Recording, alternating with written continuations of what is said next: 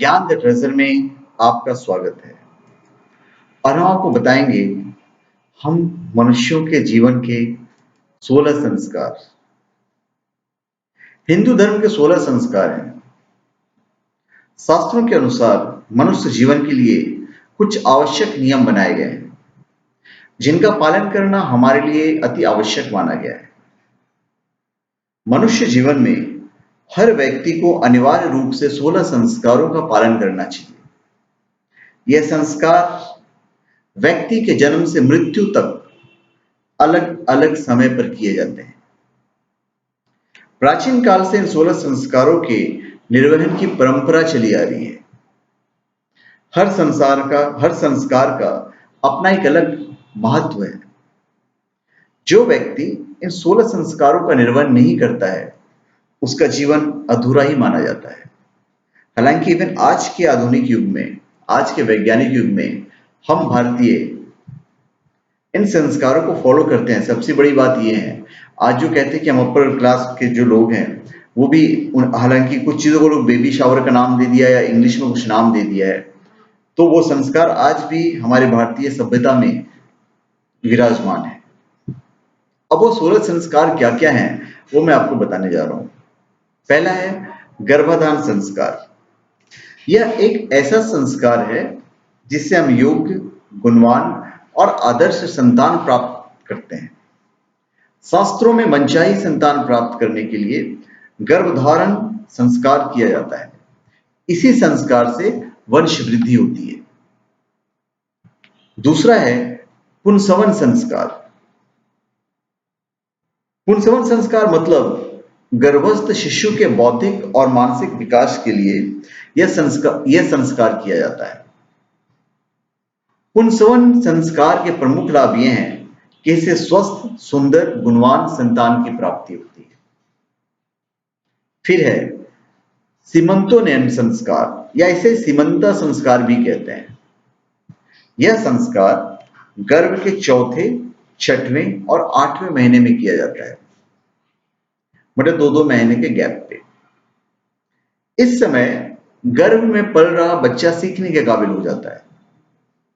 उसमें अच्छे गुण, स्वभाव और कर्म का ज्ञान आए, इसके लिए मां उसी प्रकार आचार, विचार, रहन सहन और व्यवहार करती है।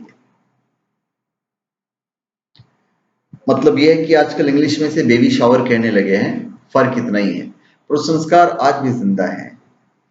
फिर जात कर्म संस्कार। बालक का जन्म होते ही इस संस्कार को करने से शिशु के कई प्रकार के दोष दूर होते हैं।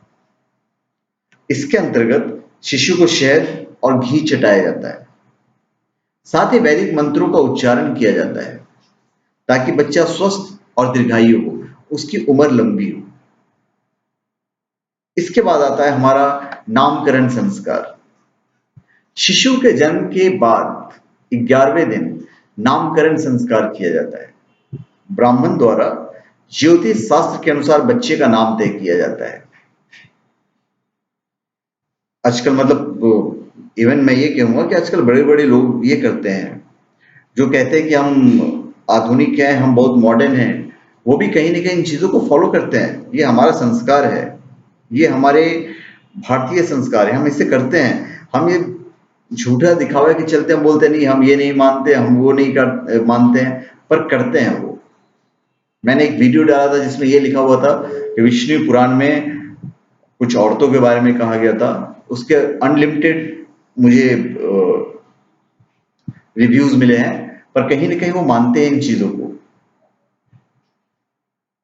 बताएंगे नहीं कि हम मानते हैं, क्योंकि उन्हें दिखावा करना है, पर मानते हैं। पर एनीवेज, हमारा मुद्दा है, हम अगले संस्कार पे आते हैं। अगला संस्कार है निष्क्रमण संस्कार। निष्क्रमण का अर्थ है बाहर निकालना। जन्म के चौथे महीने में संस्कार किया जाता है।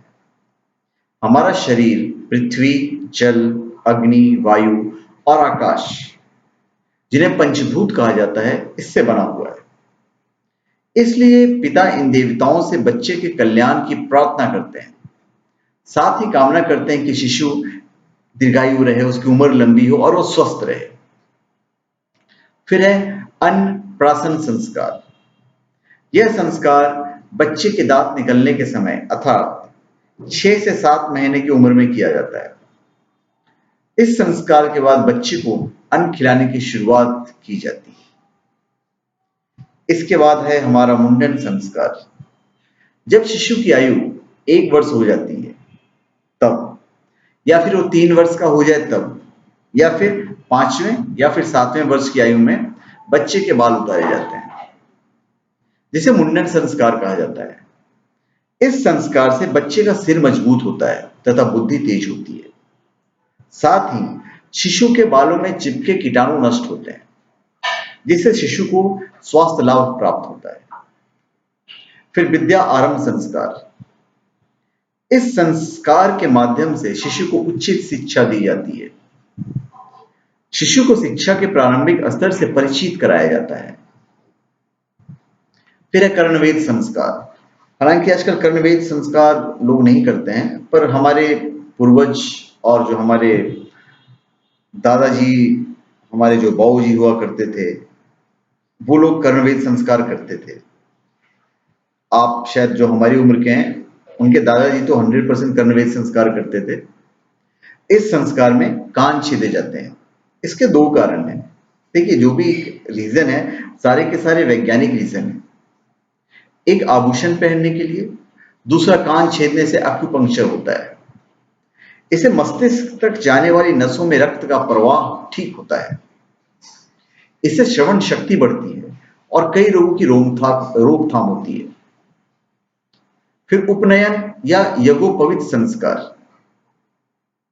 उप यानी पास और नयन यानी ले जाना। गुरु के पास ले जाने का अर्थ है उपनयन संस्कार। आज भी यह परंपरा है। जनेऊ यानी यज्ञोपवीत में 3 सूत्र होते हैं। ये 3 देवता ब्रह्मा, विष्णु और महेश के प्रतीक हैं। इस संस्कार से शिशु को बल, ऊर्जा और तेज प्राप्त होता है। इवन आजकल लड़कियों को भी इतना जनेऊ तो नहीं होता है, पर एनीवे संस्कार के साथ में भेजते हैं सब। फिर वेदारंभ संस्कार।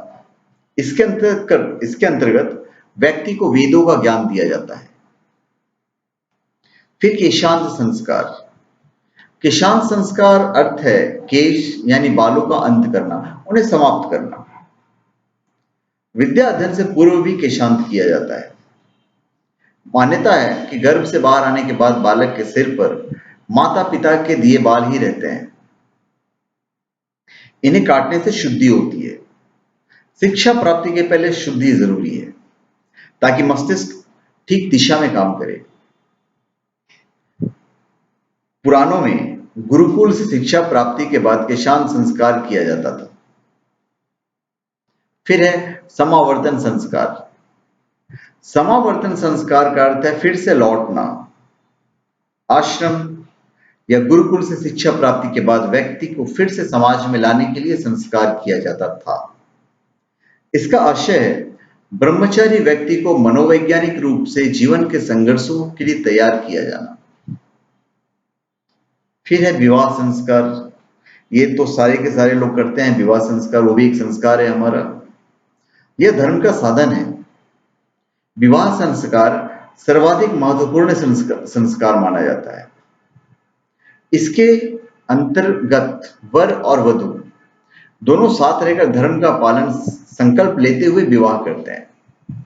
विवाह के द्वारा सृष्टि के विकास में योगदान दिया जाता है। इसी संस्कार से व्यक्ति पितृ ऋण से मुक्त होता है।